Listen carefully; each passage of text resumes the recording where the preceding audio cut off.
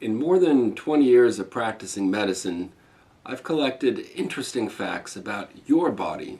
Join me on a tour head to toe of Your body is interesting.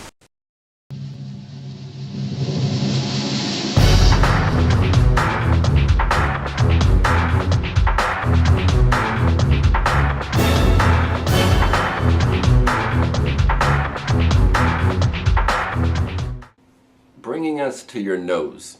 Uh, from infancy onward, your nose continues to grow.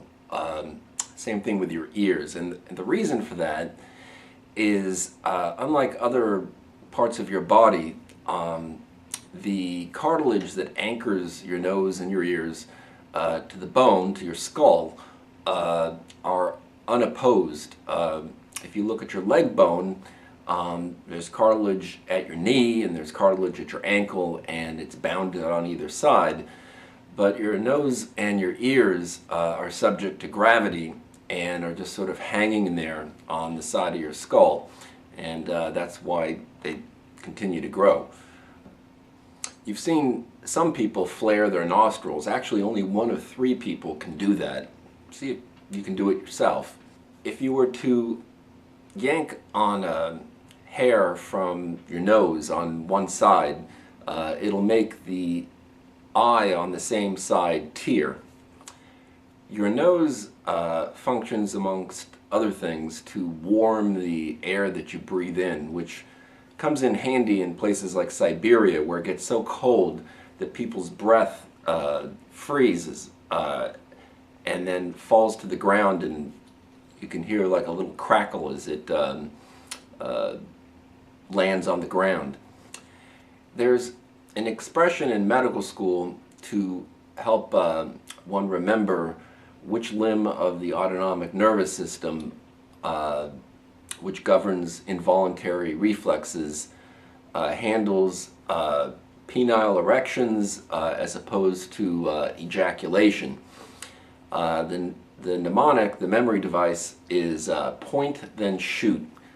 P for parasympathetic first, followed by S, sympathetic, second. This process also involves your nose. During sexual excitement, the mucosa of the nose becomes engorged with blood. In fact, some people, when sexually aroused, will start sneezing. And that engorgement is relieved ultimately by climax, at which point the congestion is relieved. People with hay fever or happen to have a cold during such activities will notice this, that their nose gets even more congested when they're excited, and at the end of the whole process is relieved. Also, when you have a cold, have you ever noticed that the congestion seems to alternate? First one side of your nose is blocked and then the other. Well, that's a amplification of a normal process that goes on when you don't have a cold throughout the day. Inside your nose are these little cushions called swell bodies. And what they do is they block the flow of air through one side of your nose to allow it to accumulate moisture, which is necessary for the ability to smell.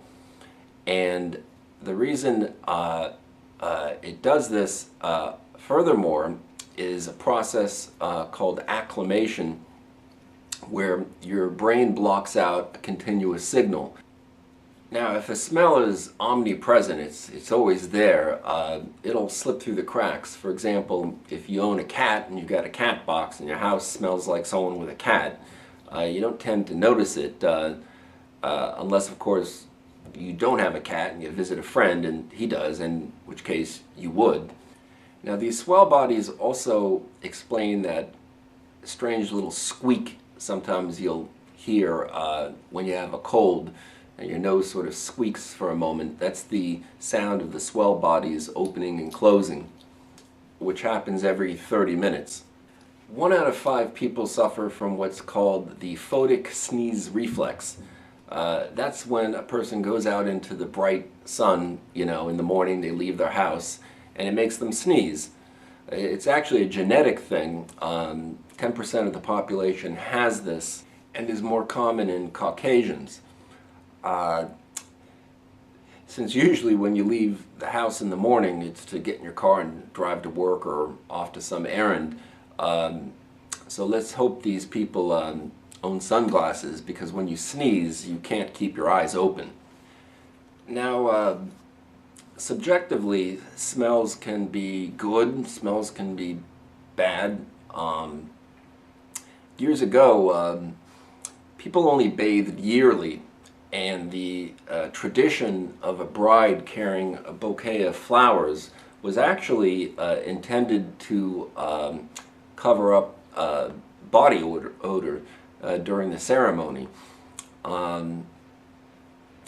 Some smells instead are very positive. You smell freshly cut grass and it brings you back to your childhood, the first time you went to the local park, or the smell of sea salt, and perhaps a pleasurable vacation.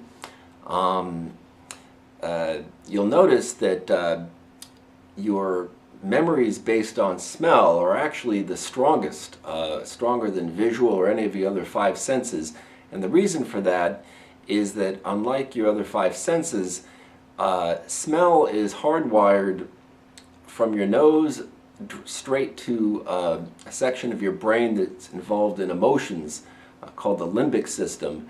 And that from there it goes forward to your forebrain, which is involved in logical thought. So really your smell memories are emotional memories, and are stronger and more long-lasting than other types of memories that are wired in a different way initially.